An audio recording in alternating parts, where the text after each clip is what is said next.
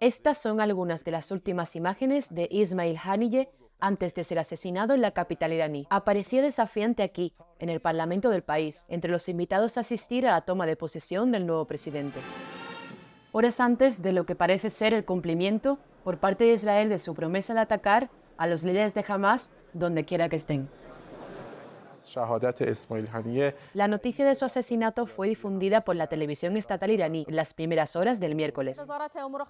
Irán afirma que fue asesinado hacia las 2 de la madrugada, hora local, por un, cito, proyectil guiado aéreo, que impactó en una residencia de veteranos del norte de Teherán, donde se alojaba.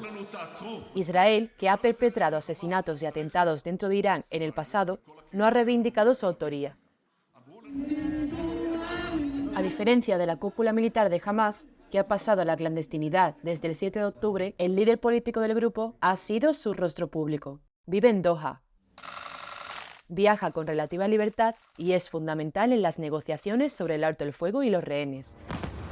Su asesinato, al menos por ahora, reduce las esperanzas de un acuerdo en breve. Qatar, que ha facilitado estas negociaciones, condenó el asesinato. El primer ministro publicó en X: ¿cómo puede tener éxito una mediación cuando una parte asesina al negociador de la otra?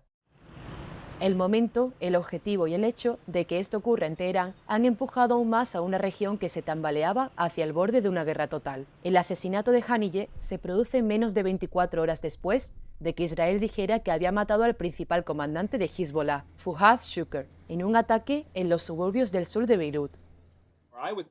There's a great possibility that this will see an orchestrated region-wide campaign that brings the various Iranian-sponsored militias from Iraq, from Yemen, from Lebanon, and maybe even Tehran itself in a direct response on Israel. But I feel like we're actually a notch closer to a region-wide conflict today than we've ever been. El asesinato en suelo iraní es considerado una provocación y un bochorno para el régimen que ahora promete responder. El líder supremo iraní, Ayatollah Ali Khamenei, afirmó en una declaración que vengar el asesinato de Haniyeh es el deber de Teherán. Amenazas que, una vez más, dejan al mundo en vilo esperando lo que pueda suceder. Jumana Karachi, CNN, Londres. A dramatic assassination of a top Hamas leader, longtime political chief Ismail Haniyeh, killed in the heart of the Iranian capital, Tehran, aged 62.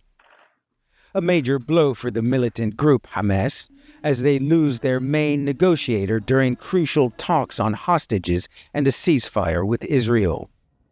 Haniyeh spoke about the talks from Qatar in February. Any flexibility we are showing in the negotiations is to protect the blood of our people and to put an end to their huge pain and sacrifice in the brutal war of extermination against it. In parallel, we are ready to defend our people. Haniyeh had long been on Israel's target list, along with the other key leaders behind the October 7th attacks on Israel, which left 1,200 people dead and led to more than 9 months of a brutal Israeli assault on Gaza that has left nearly 40,000 people dead. Haniyeh even felt the personal toll of the war. In April, Israeli airstrikes killed 3 of his sons and 4 of his grandchildren. He responded by saying, "Whoever thinks that by targeting my children during the negotiation talks and before a deal is agreed upon that it will force Hamas to back down on its demands is delusional." That message of defiance in the face of tragedy reflects how the Hamas leadership has evolved, says an Israeli filmmaker who met Haniyeh. Ismail Haniyeh, I think he has been changed, and he's the story what happened to Hamas movement. He was one of the moderate leaders of Hamas, and he has been changed, especially after the military coup in 2007. Born in the Shati refugee camp near Gaza City, Haniyeh's parents were refugees expelled from Ascalon, which later became the Israeli city of Ashkelon. Haniyeh joined Hamas during the First Intifada, an uprising against Israel in the late 1980s. He was imprisoned several times by Israel before returning to Gaza, where he rose through the ranks of Hamas. During an interview in 2007, when he was briefly Prime Minister of the Palestinian National Authority, Haniya told me that the U.S. should avoid escalating tensions in the region. The American administration is making a great mistake. This is a clear interference in internal Palestinian affairs. He became political chief of Hamas in 2017 and was named a specially designated global terrorist by the U.S. soon after. Since 2019, he was exiled and living in Doha, Qatar, and had played a role of international figurehead for Hamas, taking part in peace talks with former U.S. President Jimmy Carter, and meeting with other world leaders, including the Emir of Qatar and a Chinese diplomat earlier this year. The loss of Haniya from the core of the Hamas leadership has now dramatically diminished the chances of Israeli hostages being released and puts any hopes of peace in the region on hold. Ben Wiedemann, CNN, Beirut.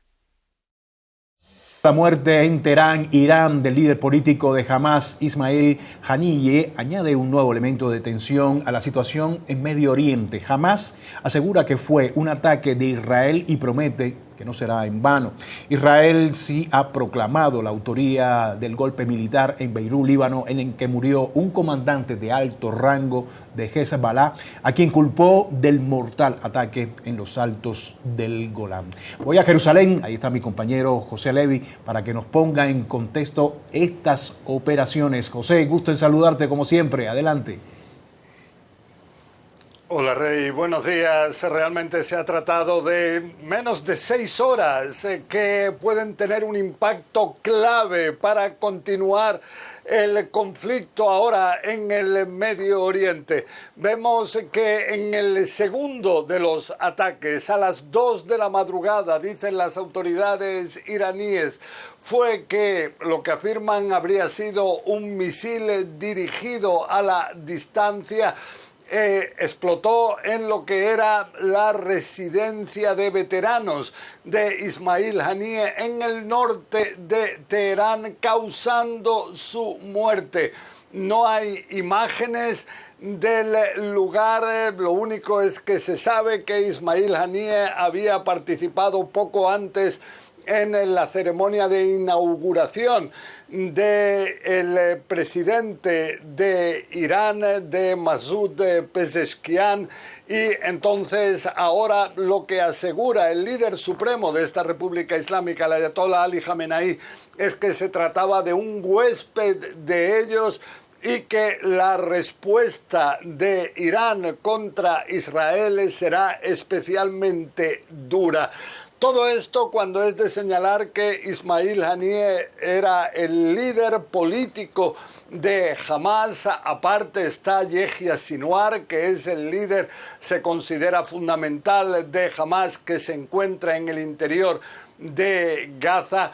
Pero Ismail Haniyeh siempre ha tenido un papel central en esta organización. Yo mismo, cuando hace poco más de 20 años entrevisté al líder y fundador de Hamas, el jeque Ahmed Yassin, a su lado, su mano derecha, era Ismail Haniyeh. Ahí también estaba él. It is quite a spectacular achievement by Israel. We're still waiting for all the details, of course, but a strike within Iran to kill the top political leader of Hamas is quite an achievement, and it will, of course, be a big shock not just to Hamas itself, but to its main sponsor, which is Iran, and a tremendous embarrassment for Iran that he should be killed within Iranian soil, if all those details turn out to be true.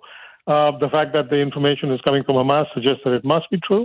But we will find out more about the nature of the operation. It's quite, we've seen that Israel has the capacity to strike within Iran, but usually it has struck comparatively lesser targets. This is the biggest and most sort of senior person that has been taken out in this way.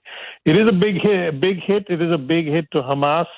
And it will basically throw a lot of the negotiations that have been taking place over a ceasefire in Gaza, the release of Israeli hostages. It'll probably throw all of those talks into a loop for now. There will probably be no progress on that front. But I think for the moment, Israel and Prime Minister Netanyahu will take the credit for having taken out one of the most senior and most committed enemies. The fact that it happened on Iranian soil, what does that do in terms of Iran's potential response, noting what you've described as a shock and potential embarrassment? Well, it is quite something. It is a huge embarrassment for Iran to have this happen on Iranian soil.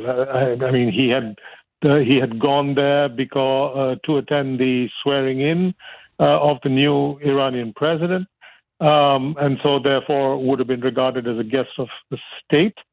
To have such a prominent figure killed by your sworn enemy on your home soil, that is quite a blow for Iran and for its prestige, particularly among its network of proxy militias like Hamas and Hezbollah and the Houthis in Yemen.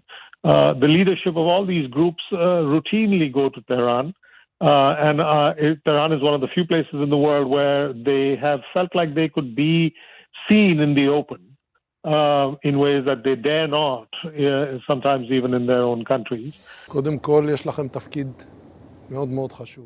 Ustedes tienen un papel sumamente importante en la defensa de los ciudadanos del Estado de Israel y en la protección de nuestro país contra las amenazas aéreas en condiciones complejas. El conjunto de defensa antiaérea opera a diario y el sistema Arrow que lo integra ha sido esencial durante esta guerra, interceptando amenazas procedentes de Yemen y, en particular, durante los acontecimientos que tuvieron lugar en abril. Las capacidades demostradas aquí son muy impresionantes. Su accionar nos da la confianza y el espacio para tomar decisiones. La operación de esta noche en Beirut ha sido precisa y profesional. No buscamos la guerra, pero nos estamos preparando para todas las posibilidades. Como tal, ustedes deben prepararse en consecuencia, mientras nosotros hacemos nuestro trabajo en niveles superiores.